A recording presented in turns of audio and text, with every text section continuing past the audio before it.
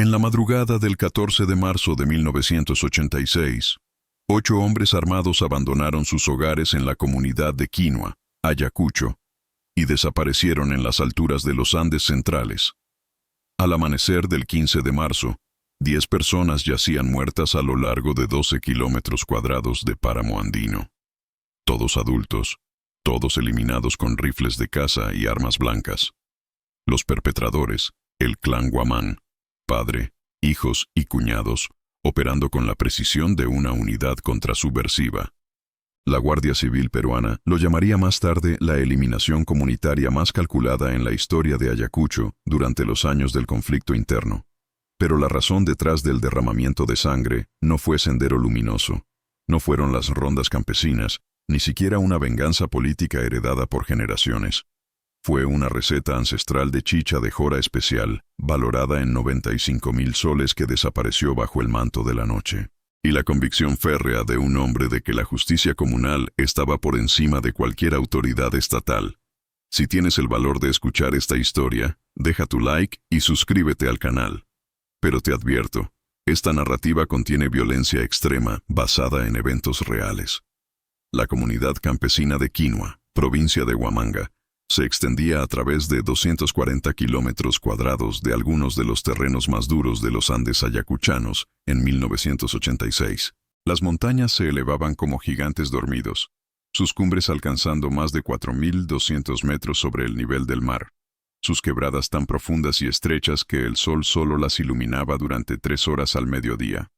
Los vientos helados descendían desde los nevados, cortando la piel como cuchillos, convirtiendo las noches en pruebas de resistencia donde solo los más fuertes sobrevivían.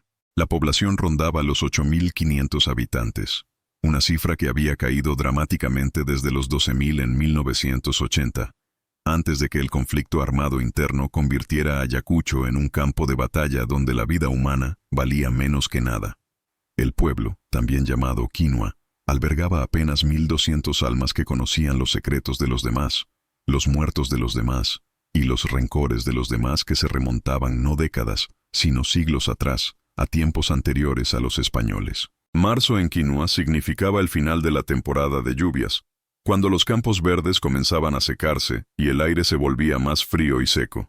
Las temperaturas caían a 4 grados por la noche, bajando a 0 en las zonas más altas, subiendo a quizás 16 al mediodía cuando no había nubes, pero el viento helado hacía que se sintiera como 8 grados incluso bajo el sol directo. El aire olía a tierra mojada y eucalipto, mezclado con el aroma dulzón de la chicha fermentando en las tinajas de barro, enterradas en los patios, y el olor penetrante del humo de leña de las cocinas tradicionales, donde las mujeres cocinaban sobre fogones abiertos desde antes del amanecer hasta después del anochecer. Por la noche, cuando la neblina descendía de las alturas como un manto gris que envolvía todo, podías escuchar perros aullando a través de los cerros, respondiendo a otros perros kilómetros más allá, y el silencio pesado y opresivo que dejaba el miedo constante al terrorismo, a los militares, a la muerte que podía llegar en cualquier momento sin previo aviso. El sonido viajaba de manera extraña en esas montañas.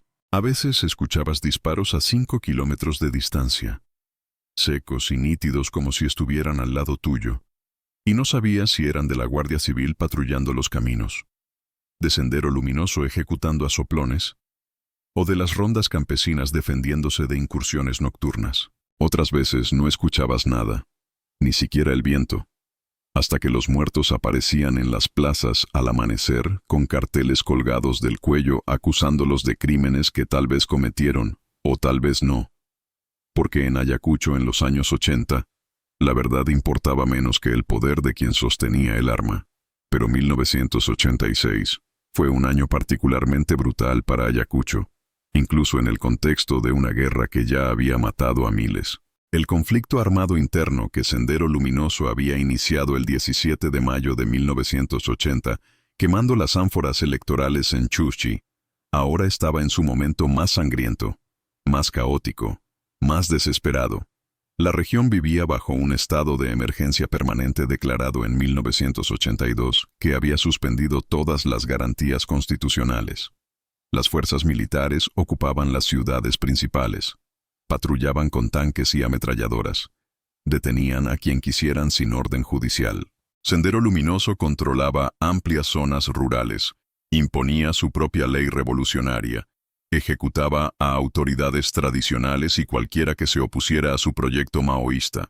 Las comunidades campesinas estaban atrapadas en el medio, forzadas a elegir bandos en una guerra que no pedían y no entendían completamente, obligadas a formar rondas campesinas para defenderse o morir bajo la acusación de colaborar con el enemigo, fuera quien fuera el enemigo ese día. Más de 200 personas habían sido asesinadas solo en la provincia de Huamanga durante 1985. Desapariciones forzadas se contaban por decenas cada mes. Ejecuciones sumarias en caminos rurales. Masacres colectivas en comunidades acusadas de apoyar al bando contrario. Tortura sistemática en los cuarteles militares. Asesinatos selectivos por parte de Sendero. La muerte se había vuelto tan común, tan cotidiana, tan omnipresente que la gente ya no lloraba en público cuando encontraban cadáveres, solo en privado, en la oscuridad de sus casas, en silencio absoluto para no llamar la atención de quienes podían interpretar el llanto como señal de simpatía con el asesinado y por lo tanto como razón suficiente para convertirte en el próximo cadáver. En ese contexto de terror generalizado y caos total, la economía había colapsado completamente de una manera que era difícil de comprender para quien no lo vivió. La hiperinflación había destruido el valor del sol peruano, que perdía valor cada hora, cada minuto prácticamente. Los precios se duplicaban cada mes, a veces cada semana. Un kilo de azúcar que costaba 500 soles el lunes costaba 800 el viernes. Los campesinos que producían papa y maíz y quinoa no podían vender sus cosechas porque los caminos estaban bloqueados por el conflicto, porque los comerciantes tenían miedo de venir a las zonas rurales, porque los militares confiscaban los productos acusándolos de querer alimentar a Sendero. El desempleo formal superaba el 70%, pero el real era prácticamente 100% porque no había empleos formales, no había industrias funcionando, no había comercio normal. Familias enteras sobrevivían con una comida al día si tenían suerte. Niños morían de desnutrición en números que las estadísticas oficiales nunca reflejaron porque muchas muertes nunca se registraban. Simplemente desaparecían en el caos. Hombres que habían trabajado toda su vida cultivando la tierra con técnicas heredadas de los incas, criando animales en las alturas donde solo el pasto ichu crecía, manteniendo tradiciones ancestrales que databan de antes de los españoles, ahora no tenían nada. Sin mercados donde vender, sin ingresos para comprar lo que no podían producir, sin forma de alimentar a sus hijos excepto el trueque ancestral y la producción de subsistencia que apenas mantenía a la gente con vida, y una dignidad que se erosionaba día tras día, mes tras mes, con cada humillación de tener que mendigar, de tener que agachar la cabeza ante militares adolescentes que los trataban como animales, de ver a sus hijos crecer sin esperanza de un futuro mejor, sin que el Estado hiciera absolutamente nada por protegerlos o ayudarlos porque para el Estado en Lima, los campesinos quechuas de Ayacucho eran prescindibles, eran daños colaterales aceptables en una guerra que las élites limeñas preferían no ver. En ese páramo económico y social, en ese infierno de pobreza extrema combinada con violencia extrema, algunas familias se aferraron a lo único que todavía tenía valor real, el conocimiento ancestral. Recetas tradicionales transmitidas de generación en generación durante siglos, guardadas como tesoros más valiosos que el oro, porque el oro podía ser robado pero el conocimiento vivía en la memoria y en cuadernos escondidos. Técnicas de fermentación perfeccionadas durante milenios. Desde tiempos preincaicos cuando los primeros habitantes de los Andes descubrieron cómo convertir el maíz en una bebida sagrada. Secretos que convertían ingredientes comunes en productos extraordinarios que la gente todavía estaba dispuesta a comprar incluso en medio de la guerra, incluso cuando no tenían dinero para comida, porque la chicha no era solo una bebida alcohólica, era cultura, era tradición, era lo que te conectaba con tus ancestros y te recordaba que eras humano, y no solo un animal tratando de sobrevivir un día más. La chicha de jora no era solo una bebida para emborracharse. Era patrimonio cultural inmaterial, era identidad étnica, era supervivencia económica, era resistencia política contra un Estado que quería destruir las culturas indígenas. Era lo que tomabas en los matrimonios y en los funerales, en las siembras y en las cosechas, en las asambleas comunales, y en las reuniones familiares. Era lo que definía quién eras como comunero, como quechua, como heredero de una civilización que había construido Machu Picchu y había resistido 500 años de colonización. Y en Quinua había una receta en particular que producía una chicha tan especial, tan potente y sabrosa, con un equilibrio perfecto entre dulzor y acidez, con un contenido alcohólico que te calentaba el cuerpo sin marearte demasiado rápido, que los comerciantes de Huamanga y hasta de Lima pagaban el triple del precio normal por ella, que la buscaban específicamente, que preguntaban por ella por su nombre como si fuera un vino francés de denominación de origen controlada. Claudio Fortunato. Huamán tenía 54 años ese marzo de 1986, aunque su cuerpo parecía de alguien de 70 años fácilmente. El sol brutal de altura, el viento helado, el trabajo agotador, la desnutrición crónica y el estrés constante de vivir en una zona de guerra lo habían envejecido prematuramente de una manera que era común ver en Ayacucho pero que seguía siendo impactante. Medía 1,58 metros, la estatura típica de los quechuas de altura, cuya genética se había adaptado durante miles de años a vivir en lugares donde el oxígeno escaseaba, pero estaba encorvado hacia adelante por 5 décadas de trabajo en los campos de altura, cargando costales de papa de 50 kilos que pesaban casi tanto como él mismo, subiendo y bajando cerros empinados donde cualquier resbalón significaba rodar cientos de metros barranca abajo.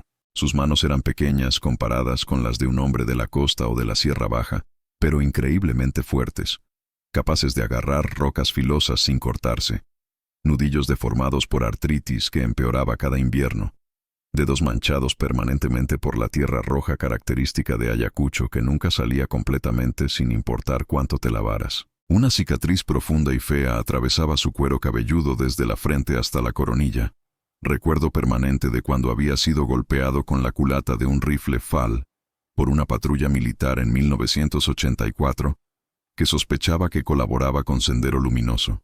No colaboraba. Nunca lo había hecho. Nunca lo haría. Sendero había asesinado a su hermano menor en 1983, acusándolo de ser soplón del ejército, lo cual tampoco era cierto. Claudio odiaba a Sendero tanto como odiaba a los militares, pero en Ayacucho en los 80, la neutralidad no existía. La sospecha era suficiente para convertirte en víctima, y la inocencia no te protegía de absolutamente nada. El golpe le había abierto el cráneo. Había sangrado tanto que pensó que moriría desangrado en ese camino, pero había sobrevivido porque su esposa lo había cosido con aguja e hilo sin anestesia, mientras él mordía un palo para no gritar y alertar a los militares que todavía patrullaban cerca. Caminaba con una cojera notable y permanente, legado de cuando había caído por un barranco de 30 metros de altura huyendo de un enfrentamiento entre Sendero y las Fuerzas Armadas en 1983. Había estado en el lugar equivocado en el momento equivocado, regresando de revisar su chichería cuando escuchó disparos. Corrió tratando de esconderse y no vio el borde del precipicio hasta que ya estaba cayendo, rodando, golpeándose contra rocas y arbustos espinosos. Su cadera izquierda se había dislocado completamente. El hueso del fémur salió de su cavidad y nunca sanó correctamente, porque el hospital de Huamanga estaba colapsado, sin medicinas, sin cirujanos disponibles para campesinos pobres, y cuando finalmente consiguió que un médico lo viera 3 semanas después, el hueso ya había empezado a soldarse en la posición equivocada, y no había nada que hacer excepto aprender a vivir con el dolor constante. Y cuando llegaba la época de frío de junio a agosto, cuando las heladas nocturnas cubrían todo con una capa de hielo, esa cojera se volvía tan severa, el dolor tan insoportable, que tenía que usar un bastón para caminar incluso distancias cortas, y había días donde simplemente no podía levantarse de la cama. Cada mañana sin falta, Claudio se despertaba a las 4:00 de la madrugada, cuando todavía estaba oscuro como boca de lobo, y las estrellas brillaban con esa intensidad que solo se ve en lugares de altura, donde la atmósfera es más delgada. Preparaba un mate de coca en una tetera de aluminio tan vieja y abollada que era imposible saber cuántos años tenía, hirviendo agua sobre un fogón de leña que había encendido soplando las brasas que mantenía vivas toda la noche. Se sentaba en el patio de su casa de adobe, envuelto en un poncho de lana de alpaca tejido por su esposa, mirando hacia el este, esperando pacientemente que amaneciera.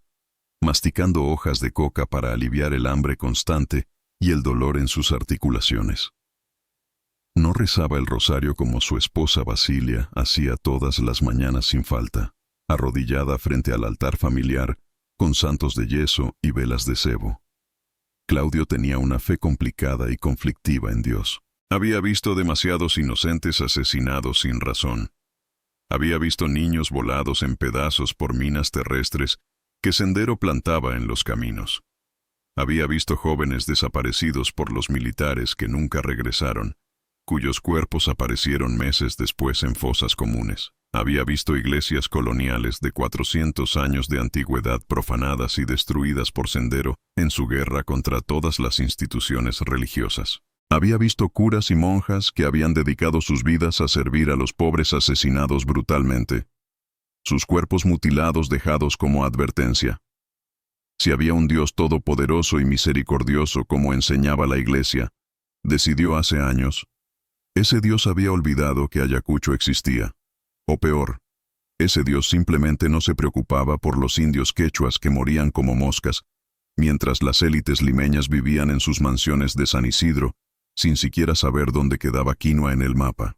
Tomaba su mate de coca hirviendo que le quemaba la lengua, pero que agradecía porque el calor era uno de los pocos placeres que todavía podía permitirse, amargo y terroso, masticando lentamente las hojas reblandecidas que liberaban sus alcaloides y aliviaban temporalmente el hambre que era su compañero constante. Luego salía cojeando a la parte más alta de su patio, apoyándose en su bastón de madera de eucalipto pulida por años de uso, y observaba el sol elevarse lentamente sobre el cerro Condorcunca, pintando las montañas de rojo y naranja y dorado en un espectáculo que nunca dejaba de parecerle hermoso, sin importar cuántas veces lo viera, recordándole que incluso en medio del infierno, la belleza todavía existía. Fumaba un cigarro inca sin filtro que duraba exactamente 12 minutos porque lo fumaba despacio, saboreando cada inhalación como si fuera la última, porque en cierto sentido podría serlo, porque en Ayacucho nunca sabías si verías otro amanecer, y luego comenzaba su día de trabajo que no terminaría hasta que oscureciera de nuevo. Revisar la chichería escondida 4 kilómetros arriba en la quebrada de Muyo Orjo, un lugar tan remoto y escondido que pocos conocían cómo llegar. Verificar cuidadosamente la fermentación del maíz germinado que llevaba días o semanas dependiendo de la temperatura, probando el punto exacto de acidez con un conocimiento que venía de generaciones de práctica, agregando las hierbas secretas que solo él y su padre antes que él conocían las proporciones exactas. Hierbas medicinales andinas que crecían en lugares específicos de las alturas y que tenían que ser recolectadas en momentos específicos del año para tener las propiedades correctas, y embotellando cuidadosamente la chicha terminada en cántaros de barro sellados con cera de abeja, que se venderían clandestinamente a comerciantes que llegaban desde Huamanga cubiertos por la oscuridad, pagando en efectivo, sin recibos, sin preguntas, en transacciones que técnicamente eran ilegales, pero que todos sabían que sucedían porque era la única manera de sobrevivir. Se había casado con Basilia Casa Quispe en 1955, el año que heredó la receta secreta de su padre en su lecho de muerte. Fue una ceremonia tradicional que duró 3 días, con chicha corriendo como río, con música de arpa y violín, con toda la comunidad participando como era la costumbre. Tuvieron 6 hijos que sobrevivieron la infancia, porque habían tenido 9, pero 3 murieron antes de cumplir 5 años de enfermedades que en la costa se curaban fácilmente, pero que en Ayacucho sin acceso a médicos o medicinas eran sentencias de muerte. Teófilo de 29 años, Herminio de 27, Lucio de 25, Justino de 23, Edilberto de 21 y Florencia de 18. La única mujer que sobrevivió de las 4 hijas que tuvieron. Basilia tenía 53 años ahora, pero parecía de 70 fácilmente. Una mujer menuda, que apenas llegaba al 1,5 metros, de rostro marcado profundamente por las heladas de altura que habían agrietado su piel como tierra seca, y manos callosas y agrietadas que nunca, literalmente nunca, dejaban de trabajar desde que se despertaba hasta que se dormía exhausta. Había enterrado a su madre en 1980 de neumonía, porque no había dinero para llevarla al hospital. Había enterrado a 2 sobrinos en 1984, ambos de 16 y 17 años. Ambos asesinados por Sendero Luminoso, acusados falsamente de ser soplones del ejército, porque un vecino con quien su familia tenía una disputa por tierras los había delatado maliciosamente. Y no había habido juicio ni investigación. Solo una noche donde hombres encapuchados los sacaron a rastras de sus casas y los ejecutaron en la plaza, mientras la comunidad era forzada a observar como advertencia de lo que pasaba con los traidores. Ahora vivía con el terror absoluto y paralizante de que sus propios hijos fueran reclutados a la fuerza por Sendero, que hacía levas periódicas llevándose a los jóvenes de las comunidades para convertirlos en combatientes, o desaparecidos por las Fuerzas Armadas en sus operativos donde detenían a decenas de personas, y la mayoría nunca regresaba, o simplemente atrapados en un fuego cruzado que no entendían ni habían buscado, muertos por balas que no estaban destinadas a ellos pero que los mataban igual porque las balas no distinguían entre inocentes y culpables. Lo que Claudio valoraba más que su propia vida, no era el dinero que ganaba vendiendo la chicha, aunque Dios sabía que lo necesitaban desesperadamente con 6 adultos jóvenes para alimentar y ninguna otra fuente de ingresos legítima en una economía que había colapsado totalmente. Lo que valoraba con una intensidad que era difícil de explicar a alguien que no había vivido lo que él había vivido, era la dignidad de mantener viva una tradición que venía directamente de sus ancestros prehispánicos, de sus bisabuelos y tatarabuelos, y generaciones anteriores que se perdían en la niebla del tiempo, de mantener a su familia unida y con propósito, cuando todo a su alrededor se desmoronaba en violencia y caos y desesperación, de demostrar que ni Sendero Luminoso con sus ejecuciones, ni los militares con sus desapariciones, ni el hambre, ni el terror, ni el olvido del Estado, podían destruir lo que era esencialmente suyo, lo que definía quién era como persona y como heredero de una cultura milenaria. Su bisabuelo había perfeccionado esta receta durante la Guerra del Pacífico contra Chile, en 1879-1883, cuando Ayacucho quedó aislada y la gente tenía que sobrevivir con lo que producía localmente. Su abuelo la había preservado y mejorado durante la República Aristocrática de principios del siglo XX, cuando los gamonales explotaban a los campesinos como si todavía fueran siervos coloniales. Su padre la había protegido durante los gobiernos militares de Velasco y Morales Bermúdez en los años 70, guardando el secreto incluso cuando fue presionado para revelarlo. Claudio la veía como un legado sagrado que tenía la obligación moral de transmitir a sus hijos, como una responsabilidad ancestral que no podía traicionar, como supervivencia económica y resistencia cultural, todo mezclado en el sabor único de esa chicha que no se parecía a ninguna otra que se producía en toda la región, que tenía su propio carácter distintivo que los conocedores reconocían inmediatamente. La receta en sí estaba escrita en un cuaderno viejo con páginas amarillentas y quebradizas que tenía por lo menos 80 años, escrita en una mezcla de español antiguo y quechua, con caligrafía elaborada que ya casi nadie usaba.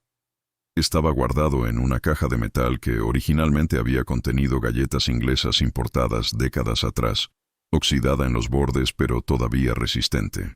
Claudio enterraba esa caja en un lugar diferente cada mes por seguridad, cambiando la ubicación siguiendo un patrón que solo él conocía, marcando el lugar con señales sutiles que solo él podía interpretar. No era solo la lista de ingredientes escrita en ese cuaderno, aunque eso ya era valioso porque incluía hierbas que la mayoría de la gente ni siquiera sabía que existían. Era el conocimiento preciso y detallado de los tiempos exactos de fermentación que variaban según la temperatura ambiente y la humedad, las proporciones exactas de cada hierba medicinal andina, medidas no en gramos o cucharadas, sino en pellizcos y puñados que requerían experiencia para saber cuánto era. Los secretos de temperatura y acidez que convertían maíz común y corriente en una bebida extraordinaria. Las técnicas de cocción del maíz germinado que determinaban el color y sabor final. Ese cuaderno representaba literalmente todo lo que Claudio valoraba. El futuro económico de su familia que dependía de los ingresos de la chicha, su identidad cultural como heredero de conocimientos ancestrales, su único medio real de supervivencia en medio del conflicto armado, cuando todas las otras formas de ganarse la vida habían desaparecido. Valorado en 95,000 soles, no por el papel viejo y las páginas quebradizas, sino por el conocimiento irreemplazable e invaluable que contenía, conocimiento que no podías comprar en ninguna tienda, ni aprender en ninguna escuela, que solo podía ser transmitido de maestro a aprendiz, de padre a hijo, conocimiento que había tomado generaciones perfeccionar y que podía perderse para siempre en un instante si ese cuaderno desaparecía. El clan Quispe vivía a 6 kilómetros al norte, en la zona conocida como Huayrapata, cerca del límite territorial con el distrito vecino de Socos. 6 kilómetros no suena como mucha distancia para alguien acostumbrado a ciudades donde puedes manejar eso en 10 minutos. Pero en las montañas de Ayacucho, 6 kilómetros significaban 2 horas de caminata subiendo y bajando cerros empinados, donde no había carreteras, solo senderos angostos que los comuneros habían usado durante siglos, cruzando quebradas donde tenías que saltar de piedra en piedra para no mojarte, pasando por lugares donde un resbalón te enviaba rodando cientos de metros hacia abajo.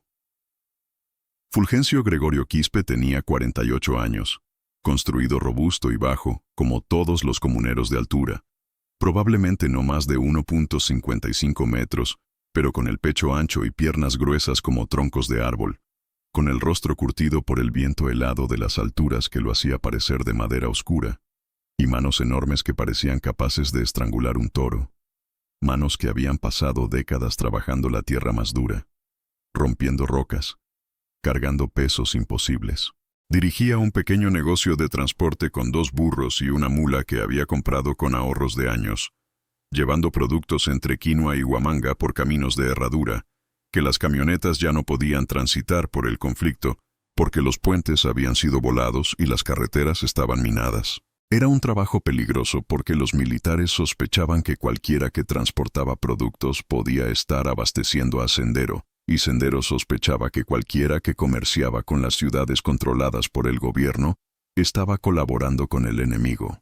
Fulgencio había sido detenido y interrogado brutalmente 3 veces en 2 años. Había sido golpeado hasta sangrar, había visto a otros arrieros desaparecer y nunca regresar, pero continuaba porque era la única manera de ganar algo de dinero. Sus hermanos menores, Marcelino de 45 años, Bernardino de 42, Saturnino de 39 y Policarpio de 37, todos sobrevivían haciendo trabajos ocasionales cuando los había, comerciando en pequeña escala cuando podían, y la mayoría del tiempo simplemente escondiéndose y tratando de no llamar la atención de nadie porque cualquier interacción con cualquier autoridad podía terminar en muerte. Estos no eran terroristas, no eran subversivos, no eran militares, no eran delincuentes por naturaleza o por elección. Eran campesinos ordinarios que habían crecido exactamente en los mismos cerros, habían aprendido a caminar en los mismos senderos pedregosos, asistido a las mismas fiestas patronales donde toda la comunidad se reunía, trabajado en las mismas faenas comunales obligatorias donde todos los hombres tenían que contribuir trabajo para mantener los caminos y canales de irrigación, hasta que el conflicto armado convirtió la vida normal en un recuerdo lejano y abstracto, casi como un sueño de algo que tal vez nunca había existido realmente. La esposa de Fulgencio, Gregoria Caguana, de 46 años, había sido amiga de infancia de Basilia Guamán. Habían jugado juntas cuando eran niñas, compartido secretos de adolescentes, asistido a los matrimonios de la otra. Marcelino Quispe y Herminio Guamán habían sido compañeros en la escuela primaria rural de Quinua. Habían aprendido a leer y escribir juntos en quechua primero y español después. Habían caminado juntos los 5 kilómetros hasta la escuela cada día durante años.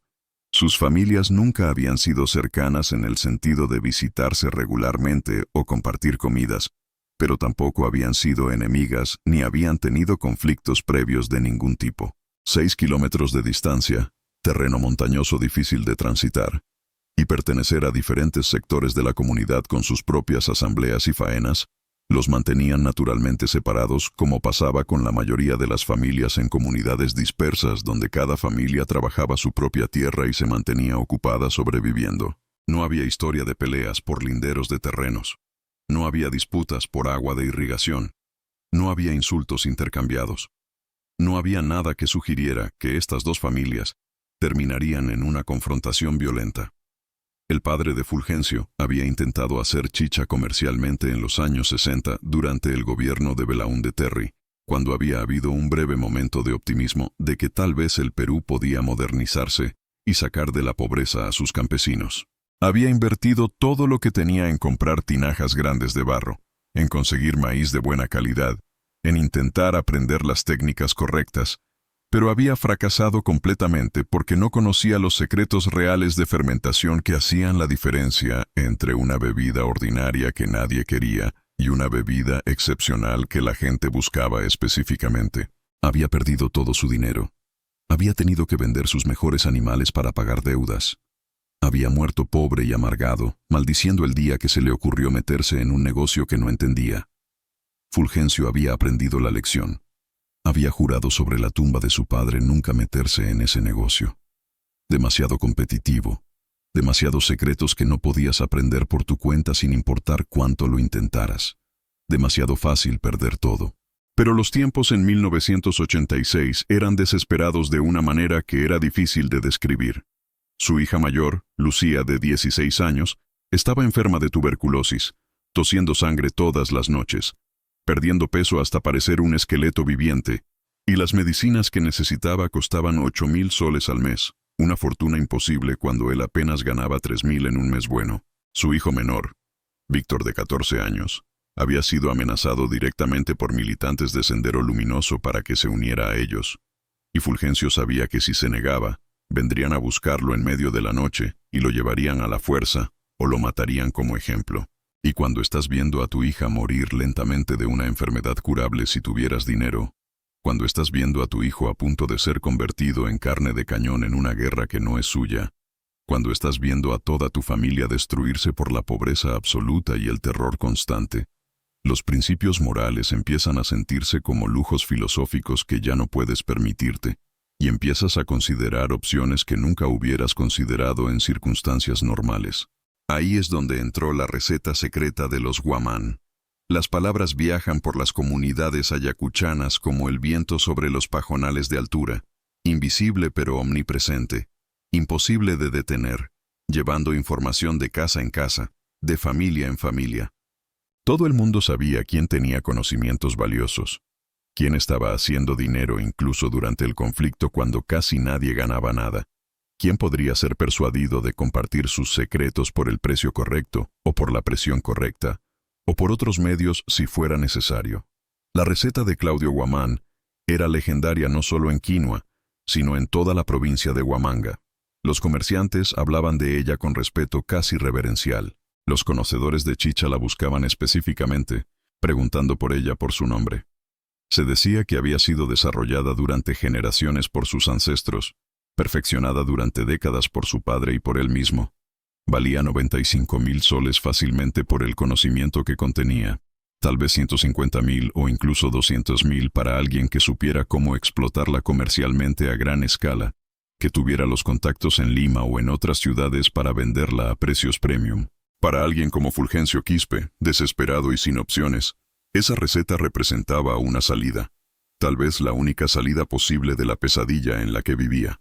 Conseguir la receta de alguna manera, producir la chicha, venderla aprovechando la reputación que ya tenía, juntar suficiente dinero para comprar las medicinas para su hija, para sacar a su hijo del alcance de Sendero, tal vez para mudar a toda su familia fuera de Ayacucho, a Lima o a Ica, o a cualquier lugar donde no hubiera guerra, donde sus hijos podrían crecer sin miedo constante de ser asesinados, donde podrían ir a la escuela sin tener que caminar por caminos donde aparecían cadáveres, donde tal vez, solo tal vez, tendrían algo parecido a una vida normal.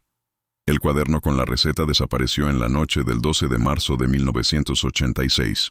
Claudio Guamán lo había verificado al atardecer como hacía regularmente, desenterrándolo cuidadosamente de su escondite secreto cerca de un árbol de molle, que servía como punto de referencia, para agregar una nota sobre un nuevo lote de fermentación que estaba preparando, sobre una variación que quería probar, documentando cada experimento meticulosamente como su padre le había enseñado.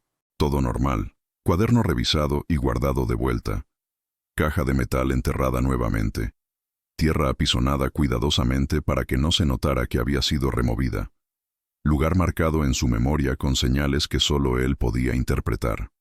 Cuando regresó al amanecer del 13 de marzo para consultarlo antes de preparar un nuevo lote grande que le habían encargado comerciantes de Huamanga, el escondite había sido excavado con precisión casi quirúrgica. No había sido excavado con palas de metal que habrían dejado marcas distintivas y fáciles de identificar en la tierra. Había sido hecho con herramientas de madera, probablemente con las mismas herramientas tradicionales que todos los campesinos usaban, con cuidado extremo, por alguien que sabía exactamente dónde buscar, que había observado a Claudio durante días o semanas hasta descubrir el patrón de sus visitas al escondite, que había esperado pacientemente el momento adecuado cuando nadie estaría cerca para observar. La tierra había sido removida capa por capa, separada cuidadosamente. La caja de metal forzada con un cincel o herramienta similar. La tapa doblada hasta abrirla sin hacer ruido que alertara a nadie. El cuaderno extraído con cuidado de no dañar las páginas quebradizas. Todo lo demás había sido dejado cuidadosamente en su lugar como para enviar un mensaje específico. Esto no era un robo ordinario por dinero. Esto era un robo selectivo de conocimiento. Las monedas de plata antiguas que Claudio guardaba allí, herencia de su abuelo, valían fácilmente 10,000 soles y podían venderse fácilmente. Habían sido dejadas intactas. El título de propiedad de su terreno, documento legal importante que sin él no podía probar que era dueño de su tierra, había sido dejado sin tocar. Un rosario de plata con cuentas de lapislázuli que había pertenecido a su abuela, pieza de valor sentimental y también económico, había sido dejado exactamente donde estaba. Solo el cuaderno, solo la receta, solo el conocimiento había sido tomado, enviando un mensaje claro de que el ladrón sabía exactamente lo que buscaba y exactamente cuánto valía. Claudio se arrodilló junto al agujero vacío durante 20 minutos largos que se sintieron como horas, solo mirando la tierra removida, mirando la caja de metal forzada, tratando de procesar lo que había pasado. Su respiración venía entrecortada y superficial como si no pudiera llenar completamente sus pulmones, como si alguien lo hubiera golpeado en el pecho. Su corazón latía tan fuerte y tan rápido que podía escucharlo claramente en sus oídos, retumbando como tambores. Sus manos temblaban incontrolablemente, sacudiéndose como si tuviera frío, aunque el sol ya estaba calentando el aire. Sintió náuseas. Sintió que podría vomitar. Sintió un vacío en el estómago, que no tenía nada que ver con el hambre sino con la comprensión de que todo lo que había trabajado para proteger, todo lo que sus ancestros le habían confiado, había desaparecido en una noche. Cuando finalmente se puso de pie con dificultad, apoyándose pesadamente en su bastón, sus piernas temblaban tanto que casi se cae. Caminó de regreso hacia su casa lentamente, cojeando más de lo normal porque el shock había hecho que su cadera lesionada doliera aún más, deteniéndose cada pocos metros para recuperar el aliento y tratar de calmarse.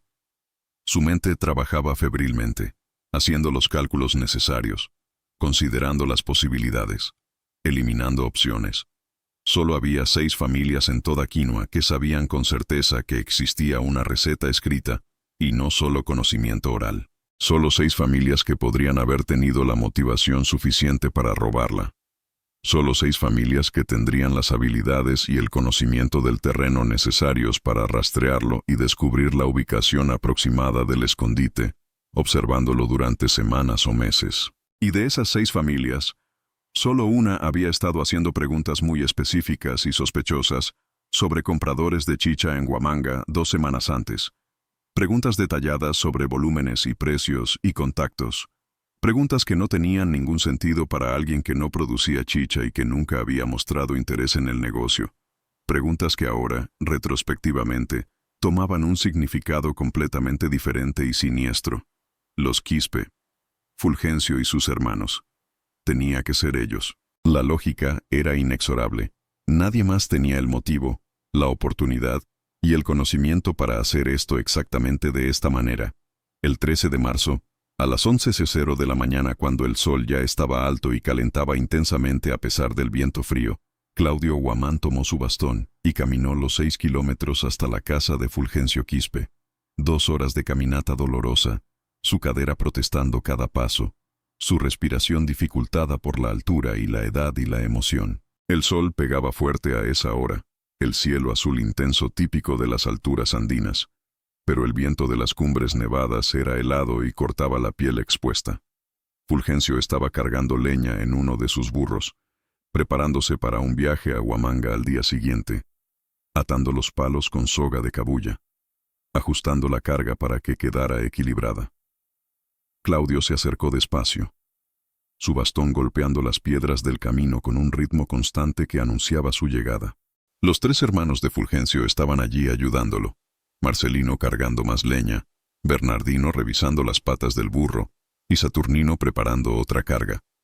Todos dejaron de trabajar simultáneamente cuando vieron a Claudio acercarse con esa expresión en el rostro que no prometía nada bueno, esa cara que cualquiera que lo conociera sabía que significaba problemas serios. «Fulgencio», dijo Claudio.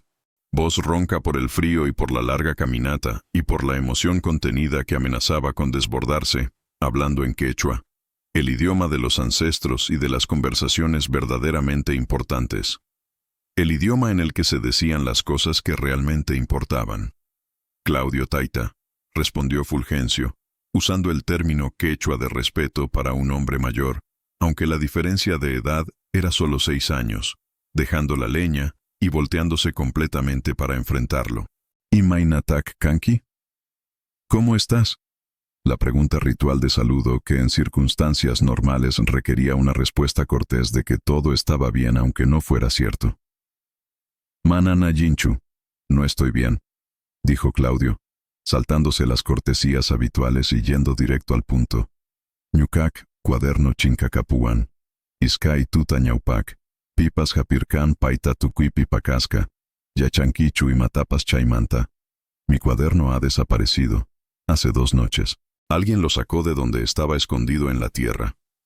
¿Sabes algo de eso?»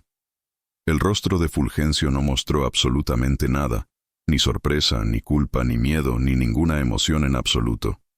48 años sobreviviendo en Ayacucho, especialmente los últimos 6 años de conflicto armado donde cualquier expresión facial equivocada podía interpretarse mal y costarte la vida, le habían enseñado un control férreo sobre sus expresiones, sus gestos, cada movimiento de su cuerpo. «Manan yachanichu, taita. Manan yukaikuka yachanchikchu chay negocio ikimanta. Mananima concerneni kuchu».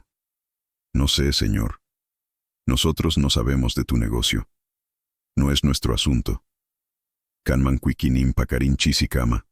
Te doy hasta mañana al atardecer», dijo Claudio, su voz temblando ligeramente ahora con la furia contenida que había estado acumulándose durante horas. «Chunka pichkaniyuk martsu, inti yaikuk pachapi. Kutichiwai imaimampas, ñukak kaskanta. Kunkay-kusun tukuy imata. Manan problemachu kanka. Manan kutichipti kika. 15 de marzo. Cuando el sol se oculte. Devuélveme lo que es mío. Olvidamos todo. No habrá problema. Si no devuelves...» Dejó la frase colgando en el aire frío como la niebla que descendía de las alturas en las tardes, colgando como una amenaza implícita que no necesitaba ser completada, porque ambos entendían perfectamente lo que significaba. Fulgencio se enderezó lentamente, adoptando una postura más defensiva. Más bajo que Claudio, pero más ancho, más musculoso, más fuerte físicamente. «¿Ñucata manchachiquichu? ¿Me estás amenazando?» «Ñucaca cuiquin alin yuyaita. Te doy un buen consejo», dijo Claudio, su mano apretando su bastón tan fuerte que los nudillos se pusieron blancos. «Ailuk kamachi. Yachanki kikintak. Runasuakuktin. Wakak runak causa ininta. Chay manchari kui alichana. Chaitaka yachanki». Ley de la comunidad. Tú lo sabes también. Cuando un hombre roba la vida de otro hombre, ese miedo debe arreglarse. Eso tú lo sabes. Se dio la vuelta despacio, su espalda rígida con dignidad ofendida, y comenzó a caminar de regreso por donde había venido, apoyándose pesadamente en su bastón, cojeando notablemente, pero sin mirar atrás ni una sola vez porque mirar atrás habría sido mostrar debilidad o miedo, y él no sentía ninguna de las dos cosas, solo furia fría y determinación. 5 testigos vieron todo el intercambio completo. 2 vecinos de Fulgencio que trabajaban en un campo cercano plantando papa y que detuvieron su trabajo para observar. Un niño de unos 10 años que pastor eaba ovejas en la ladera del cerro y que bajó para escuchar mejor, y los hermanos Marcelino y Bernardino que escucharon cada palabra en quechua, el idioma que las autoridades estatales de la costa no entendían, pero que todos los comuneros hablaban como lengua materna, el idioma en el que se hacían las amenazas reales y los compromisos serios. Esa conversación se extendió por Quinua como fuego en paja seca durante las siguientes horas. Para el atardecer, absolutamente todos en la comunidad sabían que los Guamán y los Quispe se dirigían hacia un ajuste de cuentas serio, hacia una confrontación que podía terminar muy mal. Pero la gente había estado prediciendo venganzas comunales en Ayacucho durante no décadas, sino siglos, desde antes de los incas, desde tiempos inmemoriales cuando las comunidades resolvían sus disputas sin intervención de ninguna autoridad externa. Mayormente esas disputas se resolvían en asambleas comunales donde los ancianos actuaban como jueces, con intervención de las autoridades tradicionales como el barayoc, con pagos compensatorios o trabajos comunales como castigo. Mayormente nadie moría. Mayormente las cosas se arreglaban de manera más o menos pacífica. Mayormente. Pero estos no eran tiempos normales. Era 1986 en Ayacucho. La violencia estaba en el aire como el oxígeno. La muerte era cotidiana. Las autoridades tradicionales habían sido asesinadas o habían huido. La ley del Estado no existía. La gente había visto tanta sangre que un poco más no parecía hacer diferencia. Y cuando un hombre sentía que le habían robado su futuro, su legado ancestral, su única manera de mantener viva a su familia, ¿qué límites respetaría? ¿Hasta dónde llegaría? Lo que Claudio Guamán no sabía, no podía saber, no imaginaba en sus peores pesadillas, era que su ultimátum pondría en marcha una cadena de eventos que dejaría 10 personas muertas en menos de 12 horas. 8 hombres enfrentando cadena perpetua en prisión federal donde morirían de viejos sin ver nunca más su tierra. Y una pequeña comunidad ayacuchana marcada para siempre, marcada en su memoria colectiva, marcada en su identidad, por una noche cuando la justicia ancestral y la desesperación económica colisionaron en la oscuridad de los Andes en guerra, produciendo una tragedia que nadie olvidaría jamás. La fecha límite llegó, y se fue como la helada que cubre silenciosamente los pajonales de altura al amanecer. 15 de marzo de 1986, 6:00 de la tarde exactamente, Claudio Guamán se paró en el patio de su casa de adobe, observando el sol hundirse lentamente detrás del cerro Acuchimay, pintando el cielo de naranja y rojo sangre, y el cuaderno con la receta ancestral, el tesoro de su familia, el legado de sus antepasados, permanecía desaparecido. Ningún mensajero llegó corriendo por el camino. Ningún miembro del clan Quispe apareció para devolver lo robado. Ninguna disculpa fue ofrecida. Ninguna compensación fue propuesta. Solo silencio absoluto y la lenta, terrible, inexorable comprensión de que Fulgencio Quispe había tomado su decisión final e irrevocable. Basilia salió de la cocina, donde había estado preparando la cena, secándose las manos en su pollera tradicional de múltiples capas. Ichapas manan paikunachu taita, Ichapas pantaikiran, Ichapas Joaquín Suhuacurcán. Tal vez no son ellos, señor. Tal vez te equivocaste. Tal vez fueron otros los que robaron. Claudio no se dio la vuelta. No quitó sus ojos del sol que desaparecía. Manan pantanichu, paikunalan kanman. No me equivoqué. Solo pueden ser ellos. Chaika, ri barayukman, ri asambleaman. Saki ailukamachikunaman ruwanampak.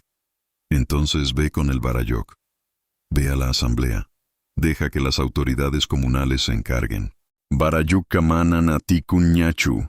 El barayoc ya no puede, dijo Claudio con una amargura profunda en su voz, refiriéndose a don Cirilo, la autoridad tradicional comunal que había sido el barayoc durante 20 años, respetado por todos, que había sido asesinado por Sendero Luminoso el año anterior acusado de ser colaborador del gobierno, y nunca había sido reemplazado porque nadie quería el cargo sabiendo que podía significar una sentencia de muerte. Guañuchiscañam paika. Guardia kunaka karunchikpika shankum, manayanapawankuchu. Chaypachapika. Chay cuadernoka cancañam kulkimantikrakuska waklipika. Huamangapi utak limapica ranticusca. El Barayoc está muerto ya. Los guardias están lejos. No nos ayudarán. Para entonces, ese cuaderno ya estará convertido en dinero en otro lado. En Huamanga o en Lima estará vendido. Finalmente la miró directamente a los ojos. Vio el miedo en su rostro. Vio las lágrimas que ya comenzaban a formarse. Yachanki imainatan kai yaktapi kashankum. Ailualichan ailuk problemas ninta. Chaimi runakanchik. Chaimi respetota jawaranchik. Sabes cómo es en este pueblo. La comunidad arregla los problemas de la comunidad. Así somos. Así nos hacen respetar. El rostro de Basilia palideció visiblemente incluso en la luz del atardecer. Sabía exactamente lo que eso significaba. Había vivido en Ayacucho toda su vida. Había crecido escuchando historias de venganzas comunales, de ajustes de cuentas, de justicia ancestral que no esperaba a jueces ni policías. Todos en Quinua sabían lo que eso significaba, especialmente en estos tiempos de guerra, cuando la ley del Estado había dejado completamente de existir en las zonas rurales, cuando la única ley que importaba era la ley de la comunidad y la ley del más fuerte. Claudio, Yuyari Wawasni Ikimanta, Yuyari Ususni Ikimanta, Riktinkika, Manan Kutimunki Ñachu, Carcelpi Guanyunkimam, Wawasni Ikipas Carcelpi Guanyunkum, Ñucataxapalainam Kipakunki. Claudio, piensa en tus hijos, piensa en tu hija. Si vas, ya no regresarás. Morirás en la cárcel. Tus hijos también morirán en la cárcel, y a mí me dejarás sola. Yuyari Kim Wawasni Manta, Chaimi Rinki, estoy pensando en mis hijos, por eso voy, dijo Claudio, su voz endureciéndose. Imatachus Yashachinman, Suwa Kusunman, Ñukai Kutakmana Imatapas Ruanapak, Imaclaseta Runata Yachachinki, Mana Imavalor Niyuk, Ancestros Nikukpas Imatapas Ruanankupakchu, Mana Respetota Tarinankupakchu. ¿Qué les enseñaría? ¿Que un ladrón puede robar y nosotros no hacer nada? ¿Qué clase de hombre les enseñas, sin ningún valor? Nuestros ancestros no hicieron nada para no recibir respeto. Se volvió para mirar hacia las montañas donde su palenque había estado, donde su destilador había producido la mejor chicha de la región, donde generaciones de su familia habían trabajado. Churarcani, Wilaita, Alinmanta, Manan Guatari Kurkankuchu, Chaimantaka, Paikunam Aklakurkanku. Di una advertencia justa. No respondieron. Entonces, ellos eligieron. Basilia volvió adentro, sus hombros temblando, su respiración entrecortada. Claudio la escuchó arrodillarse frente al altar familiar. Escuchó sus oraciones en voz baja, casi inaudibles, rogándole a la Virgen del Carmen y a todos los santos que protegieran a su esposo y a sus hijos, que les dieran sabiduría, que evitaran la sangre, que encontraran otra manera. Pero Claudio no entró. No podía. No ahora. Algunas decisiones un hombre las toma completamente solo, cargando el peso en su alma, consultando solo con sus propios demonios. 5 días antes, el lunes 10 de marzo, antes de que todo se desmoronara irreversiblemente, Claudio había ido al mercado semanal de Quinua con su hijo menor, Edilberto de 21 años. Habían vendido algunas papas pequeñas que no servían para semilla, comprado sal y azúcar que no podían producir ellos mismos, intercambiado algunos productos con otros comuneros. Cosas completamente normales, rutinarias, padre e hijo, haciendo los mandados semanales como lo habían hecho cientos de veces antes, desde que Edilberto era un niño pequeño y apenas podía cargar una bolsa pequeña.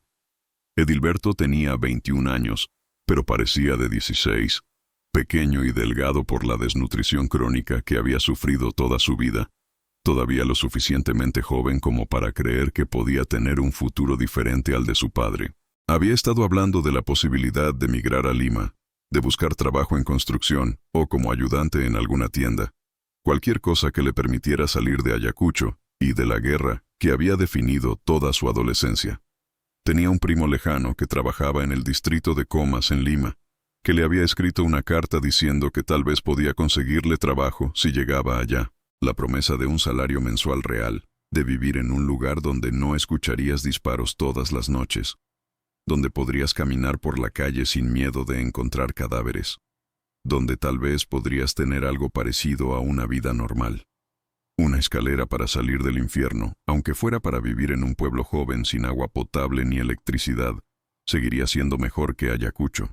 Se sentaron en el patio del mercado comiendo anticuchos de corazón comprados de una vendedora que los hacía en una parrilla improvisada, bebiendo chicha de jora de otra familia porque Claudio nunca vendía en el mercado local por seguridad.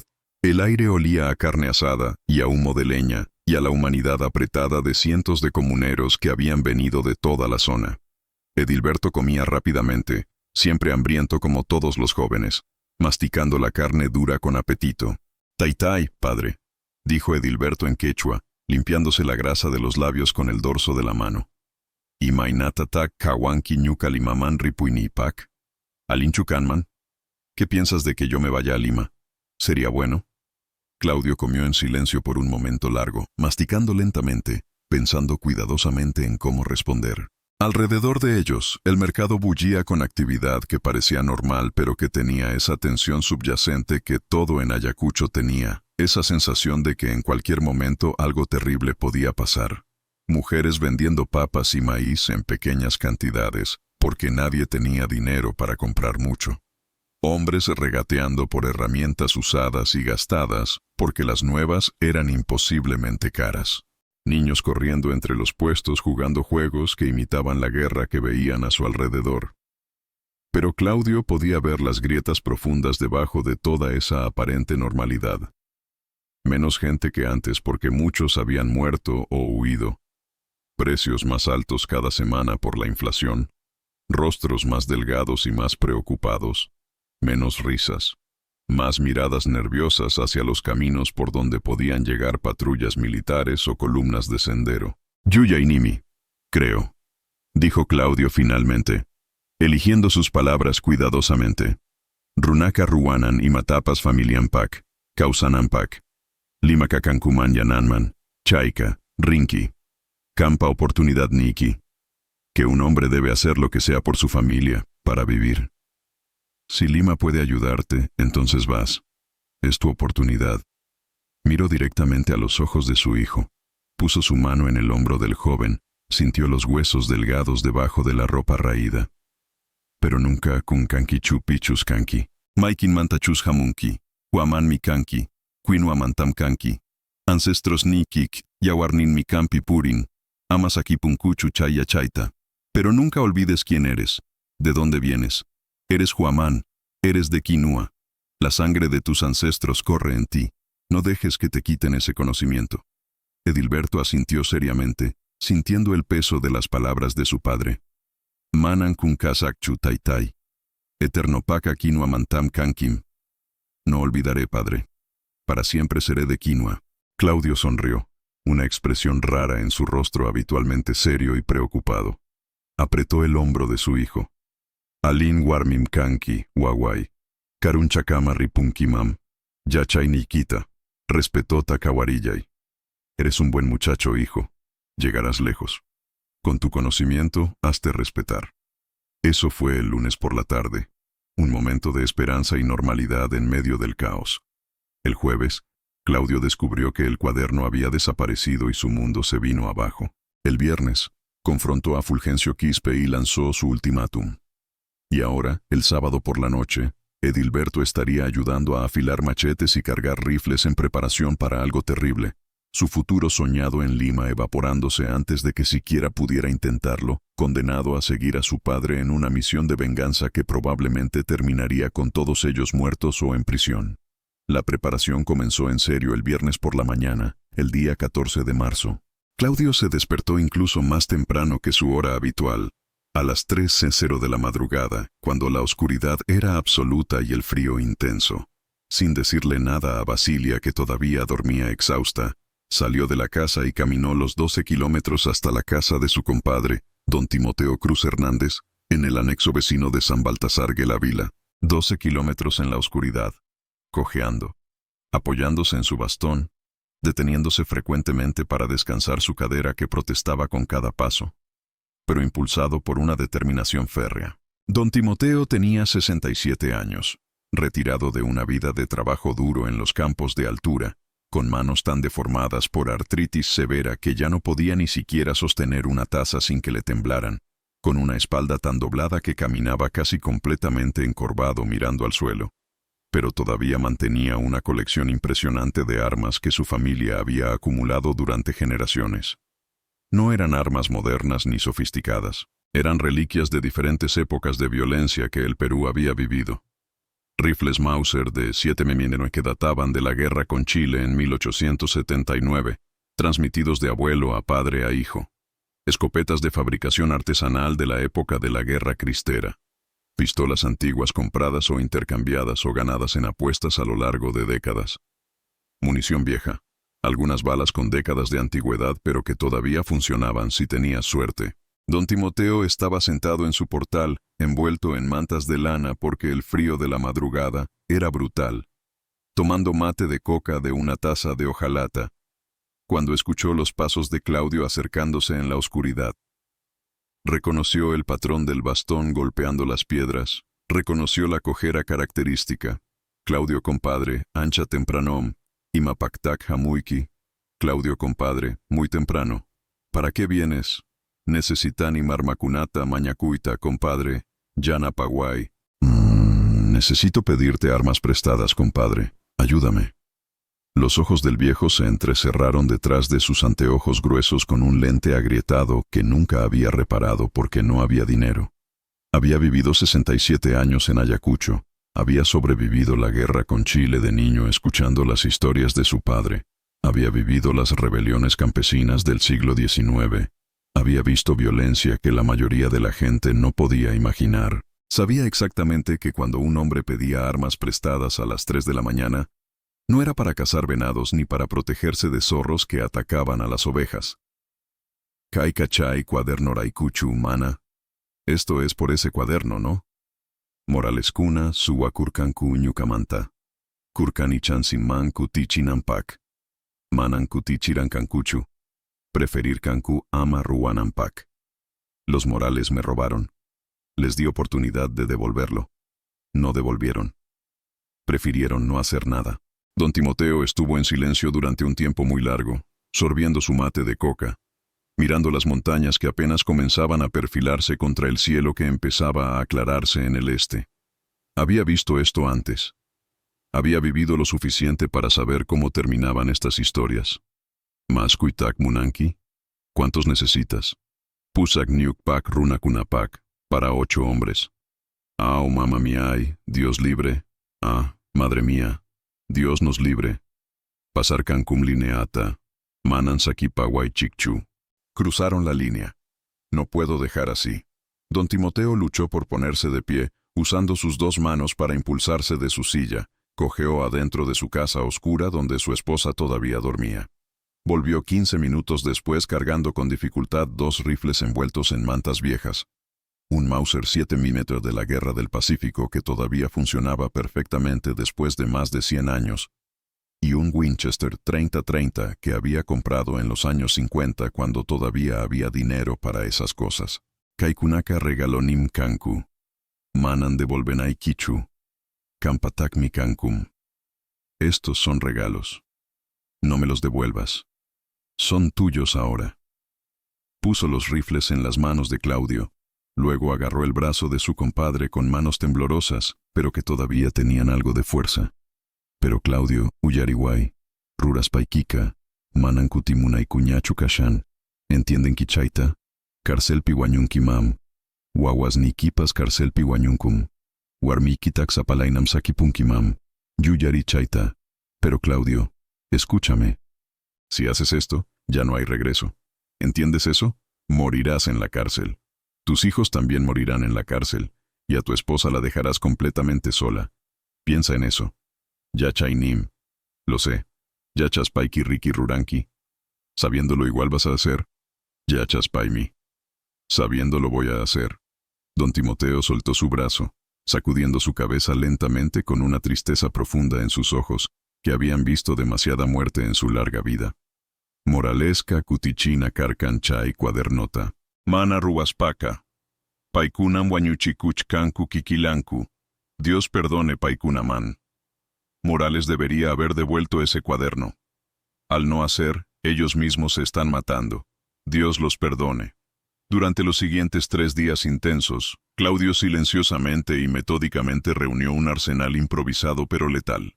Su propio rifle de caza, un .22 viejo pero bien mantenido que usaba para cazar coyotes y zorros que atacaban a sus gallinas. Teófilo, su hijo mayor de 29 años, tenía una escopeta de un solo cañón, calibre 16, que había heredado de su suegro. Herminio, de 27 años, poseía un revólver .38 que había comprado de contrabando años atrás de un soldado que necesitaba dinero. Lucio, de 25 años, había heredado una vieja carabina 30 de su abuelo materno, que todavía funcionaba si la limpiabas bien. Los yernos de Claudio, Antonio, de 32 años, casado con su hija Florencia, Felipe, de 28, y Sebastián, de 26, todos tenían armas de caza diversas acumuladas durante años. Rifles de bajo calibre, escopetas artesanales, incluso una pistola de avancarga que era más peligrosa para quien la disparaba que para el objetivo, pero que funcionaba en caso de emergencia. Claudio no compró nada nuevo porque no tenía dinero, y porque comprar armas o municiones nuevas levantaría sospechas inmediatas en un lugar donde todos sabían lo que todos hacían. No lo necesitaba. Esta era Ayacucho rural en medio de un conflicto armado, donde cada hogar que se respetaba tenía al menos un arma de fuego, heredada de generaciones anteriores, o comprada en el mercado negro o tomada de algún militar o guerrillero muerto. Herramientas absolutamente necesarias para protegerse en un lugar donde la ley del Estado no llegaba y donde tu vida dependía de tu capacidad de defenderte. Pero sí compró municiones porque las que tenían era vieja o insuficiente, o de calibres equivocados. Y afiló todos los machetes de trabajo que la familia tenía. 5 cajas de cartuchos calibre 16 compradas en una tienda de Huamanga, pagando con dinero que no podía permitirse gastar. 3 cajas de balas, 30-30, compradas de un comerciante ambulante que hacía preguntas pero aceptaba efectivo. 4 cajas de balas .22 compradas en otra tienda diferente. 80 rondas de munición. 38 para el revólver de Herminio, compradas de un militar corrupto que vendía munición robada del cuartel. Distribuyó estratégicamente las compras en 4 pueblos diferentes. Una tienda en Matatlán donde nadie lo conocía. Una en Tlacolula, donde tenía un primo lejano que no haría preguntas. Una en Mitla, donde podía pasar como turista interesado en casa deportiva. Y una en Ocotlán, con un comerciante que tenía reputación de no meterse en asuntos ajenos. Pagó todo en efectivo que había estado ahorrando durante meses, dinero que había planeado usar para medicinas y comida. Guardó meticulosamente todos los recibos en una caja de zapatos que escondió debajo de su cama entre las tablas sueltas del piso. Alguna parte de él, algún residuo de racionalidad o tal vez simplemente de costumbre, todavía creía en guardar evidencia documental, en probar que había intentado hacer las cosas correctamente y legalmente hasta el último momento posible, en tener un registro para que sus hijos supieran después por qué había hecho lo que hizo, aunque sabía que los recibos probablemente solo servirían como evidencia en su contra cuando los arrestaran. El sábado por la tarde, horas antes de que oscureciera, Claudio extendió un mapa dibujado a mano en su mesa de cocina, con sus hijos mayores reunidos alrededor mirando en silencio. Un mapa que él mismo había dibujado cuidadosamente basándose en décadas de caminar esas montañas. Un mapa que mostraba cada vereda y sendero, cada quebrada y aguaje, cada formación rocosa distintiva, cada punto de referencia en el territorio de 10 kilómetros cuadrados que separaba su casa de la de los Morales. Había estado caminando esos cerros desde que tenía 4 años de edad, cuando su padre lo llevaba a cortar leña para el fogón y a buscar plantas medicinales en las alturas. Los conocía con luz de día cuando el sol revelaba cada detalle. Los conocía en la oscuridad absoluta de noche sin luna cuando tenías que caminar por memoria pura y por el tacto de tus pies en el suelo familiar. Pero planificar una operación militar, que eso era lo que esto sería, requería más que conocimiento intuitivo. Requería precisión táctica. Marcó la casa principal de los Morales con una X roja grande en el centro del mapa. Marcó las probables rutas de escape con líneas amarillas que serpenteaban por las quebradas donde un hombre podía correr si trataba de huir. Marcó con círculos azules numerados los lugares donde cada uno de sus hombres se posicionaría para cubrir todos los ángulos de aproximación y todas las salidas posibles. Marcó con triángulos verdes los puntos de reunión si algo salía mal y tenían que dispersarse y reagruparse después. Teófilo estaba a su lado derecho, estudiando el mapa con expresión seria, tocando las marcas con su dedo. Kaika militarrai kujina, taitai, Malvinas mantajina. Esto es como militar, papá, como en Malvinas. Malvinasca ya chachiwan mi causa nampak pipas guañuchita munaspanku. Malvinas me enseñó a sobrevivir cuando querían matarme, dijo Claudio. Había sido reclutado forzosamente y enviado brevemente a las Islas Malvinas en 1982, apenas 2 meses de un infierno helado de bombardeos navales y combates que no entendía, antes de que lo enviaran de vuelta porque necesitaban soldados en Ayacucho para luchar contra Sendero.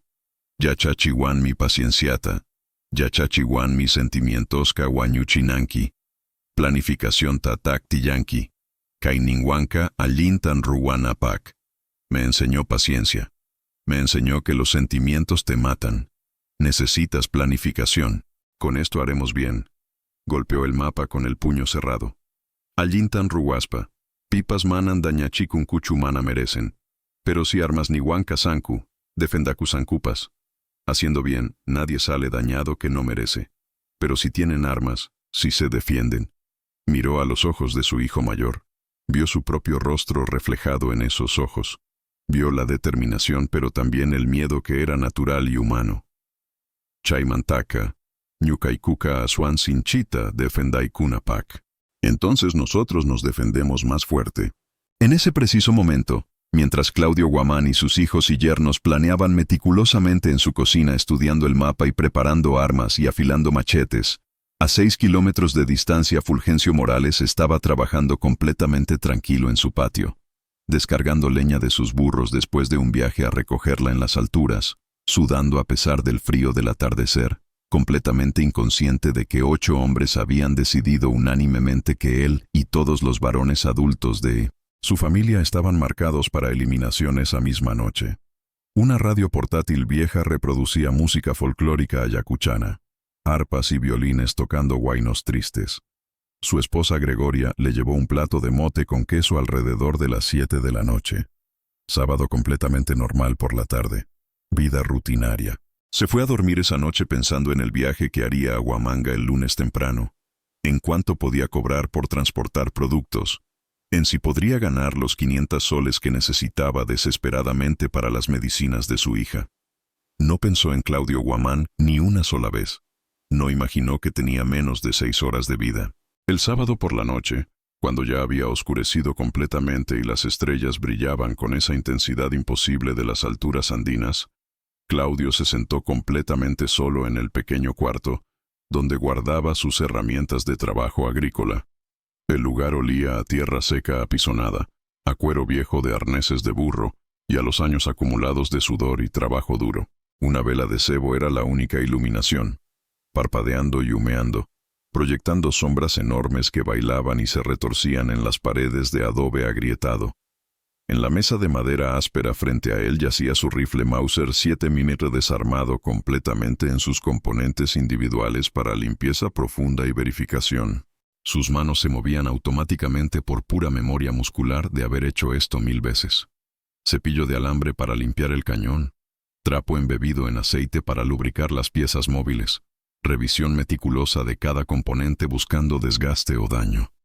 Había limpiado este rifle cientos de veces a lo largo de su vida. Conocía íntimamente cada rayón en la culata de madera oscura, cada marca de óxido superficial que había pulido pacientemente, cada abolladura que contaba una historia. Su padre le había dado este rifle en 1950, el día que se casó con Basilia, diciéndole que un hombre casado necesitaba poder proteger y alimentar a su familia. Claudio lo había usado fielmente durante 36 años, para proteger sus campos de animales salvajes, para cazar venados ocasionalmente en tiempos de hambre extrema cuando no había otra fuente de proteína, para enseñar a sus hijos varones cómo disparar cuando llegaban a la edad apropiada. Ahora estaba a punto de usarlo para algo que su padre nunca hubiera imaginado, nunca hubiera aprobado, algo que lo convertiría en un asesino. Pensó seriamente en la cárcel, dejando que la realidad de lo que estaba planeando penetrara completamente en su conciencia. Prisión federal en Lima, seguramente, lejos de las montañas que amaba. Lo acusarían de asesinato múltiple agravado con premeditación y alevosía. Cadena perpetua sin ninguna posibilidad de libertad condicional si tenía mucha suerte. Pena de muerte por fusilamiento si el gobierno quería hacer un ejemplo público para demostrar que controlaba a Ayacucho, lo cual era una mentira, pero necesitaban mantener las apariencias. Tenía 54 años. Incluso con cadena perpetua, moriría encerrado en una celda de concreto sin ventanas, respirando aire viciado, comiendo comida que no era comida, durmiendo en el suelo frío. Nunca vería a Basilia de nuevo, excepto tal vez a través de vidrio grueso, durante visitas supervisadas una vez al mes, si tenía suerte. Nunca conocería a los nietos que eventualmente llegarían cuando sus hijos se casaran y tuvieran familia. Nunca caminaría por estas montañas sagradas al amanecer, respirando aire tan frío y puro que te quemaba los pulmones, oliendo el eucalipto y el pasto hecho mojado por el rocío, escuchando a los pájaros despertar cantando canciones que sus ancestros habían escuchado durante miles de años. Todo eso perdido, todo sacrificado, por un cuaderno, por una receta ancestral, por 95,000 soles de conocimiento, por el principio abstracto pero absolutamente fundamental de que un hombre no se deja robar su legado, su herencia, su futuro, sin responder, sin hacer que los ladrones paguen el precio, sin enseñarles a sus hijos que hay cosas por las que vale la pena luchar incluso si te cuesta todo. Podía parar todo esto ahora mismo en este instante. Podía levantarse, caminar hasta el patio donde sus hijos esperaban, decirles que había cambiado de opinión, que iban a encontrar otra manera de resolver esto. Podía esperar hasta mañana domingo, ir caminando a la casa de Fulgencio, sentarse a hablar como hombres razonables, como compadres que habían vivido en la misma comunidad toda su vida, encontrar alguna solución negociada que evitara violencia. Tal vez Fulgencio devolvería el cuaderno si entendía cuán serio era esto. Tal vez podrían llegar a algún arreglo, alguna compensación. Podía ir hasta Huamanga en bus al día siguiente, caminar hasta la oficina de la Policía Nacional, presentar una denuncia formal por robo, dejar que las autoridades estatales manejaran esto como se suponía que debían hacer en un país civilizado de leyes. Podría tomar meses, probablemente años, dado el caos del sistema judicial peruano. Probablemente no resultaría en nada, porque la policía tenía problemas más urgentes que disputas entre campesinos por recetas de chicha, pero al menos él se quedaría libre, se quedaría en su casa, se quedaría con su familia. Pero luego pensó, como había pensado obsesivamente durante 3 días, en estar arrodillado junto a ese agujero vacío en la tierra, mirando su caja de metal forzada, comprendiendo que todo lo que había trabajado para proteger había desaparecido en una noche. Pensó en 5 generaciones de su familia, desde su bisabuelo hasta él, trabajando y perfeccionando esa receta, guardándola como el tesoro más preciado, transmitiéndola solo a los herederos de confianza. Pensó en las promesas que le había hecho a su padre moribundo de proteger ese conocimiento y pasarlo a sus propios hijos. Desaparecido todo en una noche por un ladrón que ni siquiera tuvo el coraje de enfrentarlo directamente. Pensó en el rostro de Fulgencio Morales cuando dijo tan casualmente, «No sé nada de tu negocio», la mentira tan obvia, tan insultante, como si Claudio fuera estúpido, como si el trabajo de toda una vida de Claudio no significara absolutamente nada. Pensó en sus hijos observándolo en este momento, aprendiendo la lección más importante que un padre puede enseñar. ¿Qué hace un hombre cuando lo despojan de todo lo que valora? Cuando le roban no solo dinero sino su identidad y su legado. No, ya había tomado la decisión realmente. La había tomado el momento que encontró la caja vacía. Todo lo demás era solo preparación y ejecución.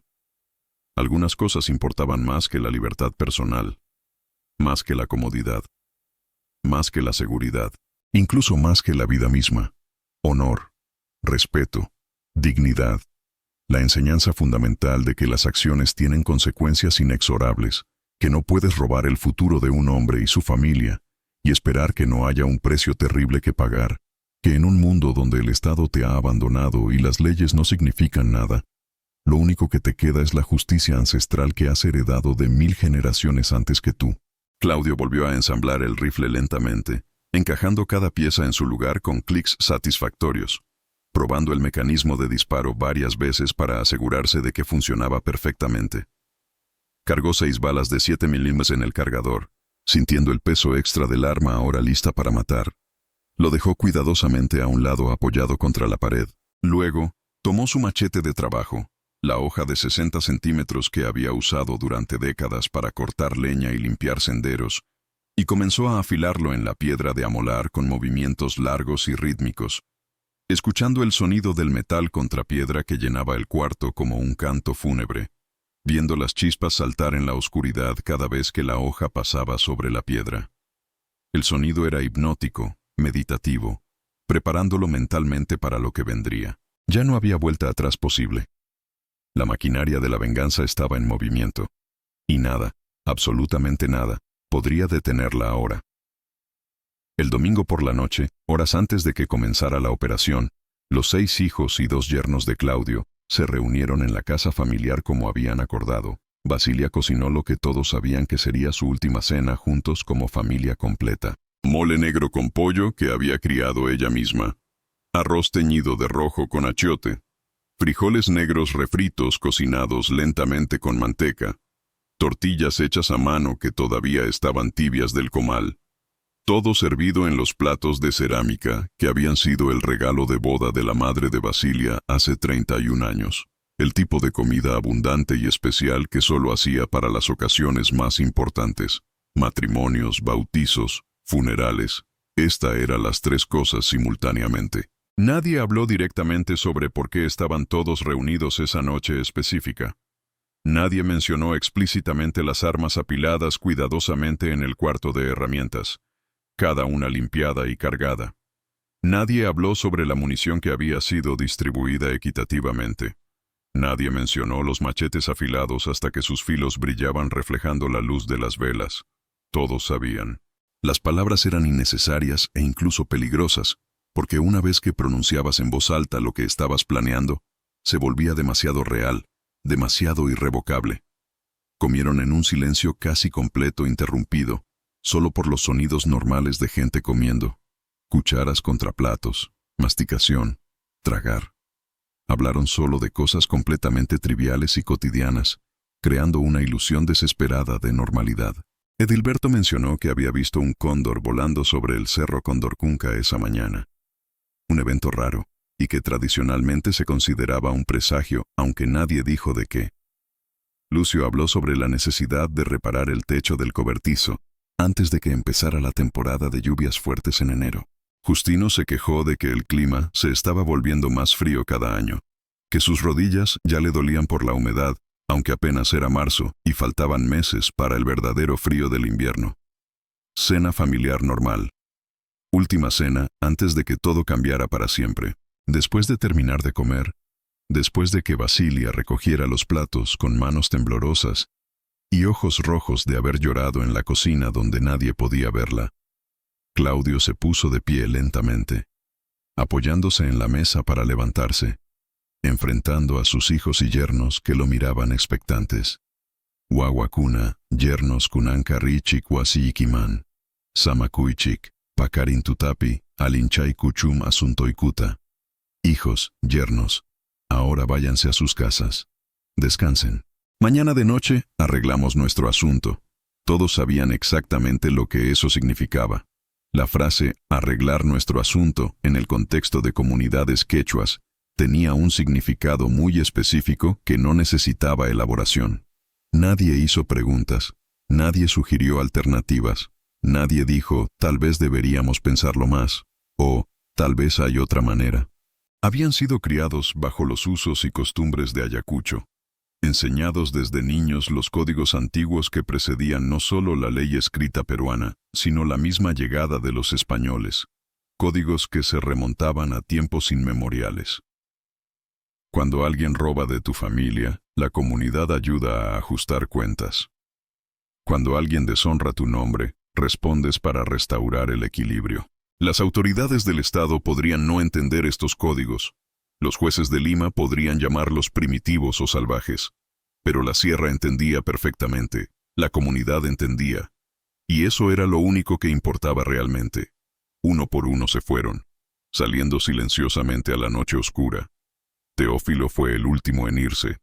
Se quedó parado en el umbral de la puerta, llaves de su casa en la mano, mirando hacia atrás a su padre con una expresión imposible de leer en la oscuridad.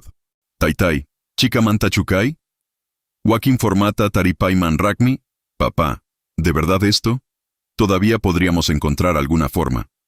Teófilo, riwasikiman, Karina warmiquita, muchahui wawasnikita, rikuikim pakarin. Teófilo, ve a tu casa, abraza a tu esposa, besa a tus hijos. Te veo mañana. Teófilo asintió comprendiendo que no había espacio para debate. Subió a su caballo que había atado afuera. Se alejó lentamente. El sonido de los cascos del caballo golpeando las piedras del camino se desvaneció gradualmente, tragado por la oscuridad absoluta de la noche andina sin luna. Claudio se quedó parado en el patio de su casa durante mucho tiempo, fumando cigarros inca uno tras otro encadenándolos, observando las estrellas aparecer en cantidades imposibles que la gente de las ciudades nunca vería. La Vía Láctea se extendía como un río de luz sobre su cabeza. Podía ver nebulosas y cúmulos estelares a simple vista. La temperatura había bajado a 3 grados centígrados. Su aliento formaba nubes densas de vapor. En algún lugar muy distante, tal vez a 5 kilómetros, escuchó el aullido largo y lastimero de un zorro andino. Las montañas estaban tan silenciosas que podía escuchar literalmente el viento moviéndose entre los pinos a kilómetros de distancia, un susurro constante y eterno como el océano que Claudio nunca había visto pero que imaginaba sonaba exactamente así. Basilia salió finalmente de la casa envuelta en su mejor manta de lana, el rebozo negro que usaba para ir a misa los domingos. No dijo nada al principio, solo se paró junto a él compartiendo el silencio, ambos mirando las estrellas como si allí arriba pudieran encontrar respuestas o al menos consuelo. Después de quizás 10 minutos de silencio absoluto, ella habló finalmente en voz muy baja. Suyas kaikimam kankim, Claudio. Te voy a esperar, Claudio. Ya chainim. Lo sé. Mana importa guanchu haika tiempoca, guañuicama suyas kaikimam. No importa cuánto tiempo. Hasta que muera te voy a esperar. Claudio se volvió lentamente. Miró a su esposa de 31 años de matrimonio. Su rostro estaba completamente surcado por arrugas profundas como barrancos, marcado por 5 décadas de trabajo duro y preocupación constante y demasiadas pérdidas. Pero todavía podía ver en esos ojos oscuros a la joven de 22 años de quien se había enamorado en 1955, en la fiesta patronal del pueblo cuando ella bailaba tijeras, y él pensó que era la mujer más hermosa que jamás había visto.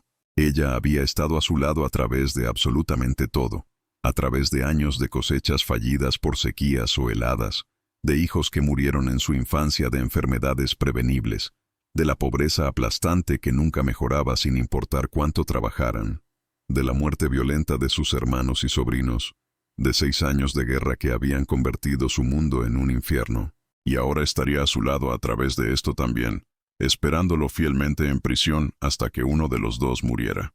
La abrazó fuertemente, sintiendo lo delgada que estaba, casi solo huesos cubiertos de piel, sintiendo cómo temblaba no por el frío sino por las emociones contenidas. Besó su frente que olía a humo de leña y copal del altar familiar donde había estado rezando por horas. Kankim suinim, eres mi vida. Kainimpi causaini manta, Basilia. En esta vida mía, Basilia. Ella estaba llorando abiertamente ahora, las lágrimas corriendo por sus mejillas arrugadas, mojando la camisa de Claudio. Amarrichu, Dios yuyachkan, Amarrichu. No vayas, por favor. Dios te pido. No vayas. Rinaim Kani. Tengo que ir. Manantillanchu. Aklaikankim Ritaka. Diferenteca Kachkan. No tienes que ir. Estás eligiendo ir. Es diferente. Ñucapacca Kikimpunim. Para mí es lo mismo. Y en su mente, en su corazón, en todo su ser, realmente era exactamente lo mismo. No había diferencia entre tener que ir y elegir ir. Cuando te robaban tu legado ancestral, cuando violaban todo lo que eras como persona y como heredero de una cultura milenaria, no tenías elección realmente. La respuesta estaba predeterminada por 5 siglos de resistencia indígena, por 1000 generaciones de ancestros que nunca se rindieron, por los códigos de honor que definían lo que significaba ser un hombre en estos cerros. A las 10:30 de la noche, Claudio caminó por su casa oscura una última vez. tocando las paredes de adobe que él mismo había construido con sus propias manos hace 30 años, recordando cada habitación. Pasó por el cuarto donde sus 6 hijos habían nacido, donde Basilia había gritado de dolor durante horas, y él había esperado afuera sin poder ayudar.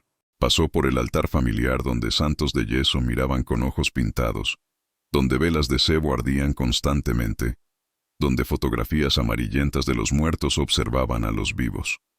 Pasó por la cocina donde Basilia había preparado probablemente 30.000 comidas durante 3 décadas, donde el fogón de leña todavía tenía brasas brillando débilmente. Memorizó todo conscientemente. Los olores de humo de leña y comida y velas de cebo y sudor humano, las sombras danzantes proyectadas por las velas, la sensación del piso de tierra apisonada bajo sus pies descalzos, el frío que penetraba las paredes de adobe ahora que el fuego se estaba apagando. Esto era una despedida completa y absoluta a su hogar, a su vida, a todo lo que conocía y amaba. Basilia estaba arrodillada frente al altar cuando él bajó las escaleras por última vez, rezando intensamente, las cuentas del rosario moviéndose constantemente entre sus dedos, sus labios murmurando oraciones en quechua y español mezclados, rogándole a la Virgen del Carmen, patrona de Ayacucho, y a todos los santos que intercedieran, que protegieran a su esposo y sus hijos, que les dieran sabiduría para detenerse antes de que fuera demasiado tarde, que de alguna manera milagrosa evitaran la tragedia que se avecinaba. Claudio tomó las llaves de su camioneta vieja de la mesa, caminó hacia la puerta que daba al patio, se detuvo con la mano en el marco de madera gastado. Quería decir algo, alguna palabra final, alguna declaración de amor o arrepentimiento, o explicación. Basilia, ama, no. Su voz se quebró completamente, casi un grito ahogado. Ama ni haikakpas ni maikuchu, riijinaspaya. Dios kanman hampuchun, ñukakamanana tichu. No digas nada más nunca. Solo vete así. Que Dios te acompañe porque yo no puedo. Claudio salió a la noche helada sin mirar atrás porque si miraba atrás no podría irse. Y tenía que irse. Subió a su camioneta Nissan vieja que tenía más de 200.000 kilómetros y que había reparado él mismo cientos de veces. Encendió el motor que tosió y escupió antes de prender finalmente, sonando obscenamente fuerte en el silencio absoluto de la noche. Miró hacia atrás solo una vez a través del parabrisas sucio. Vio la silueta de Basilia todavía arrodillada frente al altar, iluminada por las velas parpadeantes, sus hombros temblando con sollozos silenciosos. Levantó la mano despacio en una despedida final. No supo si ella lo vio.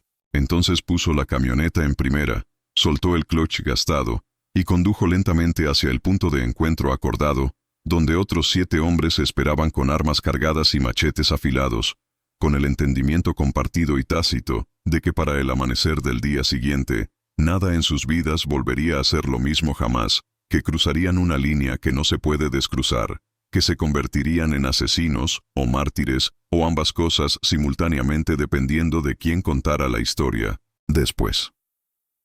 A las 11:28 p.m. exactamente del 14 de marzo de 1986, Claudio Fortunato Guamán detuvo su camioneta chirriante en un claro rocoso aproximadamente 5 kilómetros al norte de la casa principal del clan Morales, en un lugar donde 3 senderos se encontraban y donde un árbol de molle solitario servía como punto de referencia visible incluso en la oscuridad.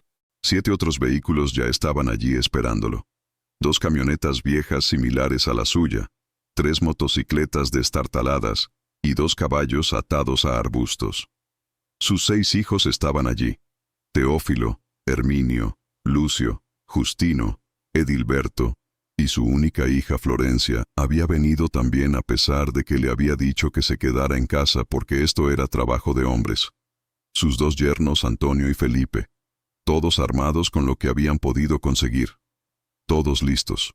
Todos conscientes de que esto terminaría con ellos muertos o en prisión, pero aparentemente aceptando ese destino con la resignación estoica característica de los campesinos quechuas que han soportado 500 años de sufrimiento. Se pararon en la oscuridad casi completa porque no había luna, y las estrellas, aunque brillantes, no daban suficiente luz para ver rostros claramente. Solo siluetas. el aliento de cada hombre visible como nubes de vapor en el aire helado de la noche andina. Y esperaron en silencio absoluto a que su padre, su patriarca, su líder, diera la orden final que los transformaría irrevocablemente de campesinos y trabajadores agrícolas en algo completamente diferente, algo más oscuro, algo que no podían nominar pero que todos entendían. Lo que sucedió en las próximas 4 horas dejaría 10 personas brutalmente muertas, marcaría a la comunidad de Quinua para siempre con una cicatriz de trauma colectivo que nunca sanaría, y demostraría de la manera más terrible posible que cuando la desesperación se encuentra con la venganza ancestral en medio de la oscuridad de una guerra civil, cuando los hombres deciden que la justicia comunitaria importa más que la ley estatal, no hay límites a la violencia que son capaces de infligir. Pero esa es una historia que debe contarse con todos sus detalles horribles, y que continuará en la siguiente parte de esta narrativa sobre el clan que ejecutó a 10 comuneros por proteger una receta prohibida en Ayacucho, 1986, el año en que la montaña misma lloró sangre.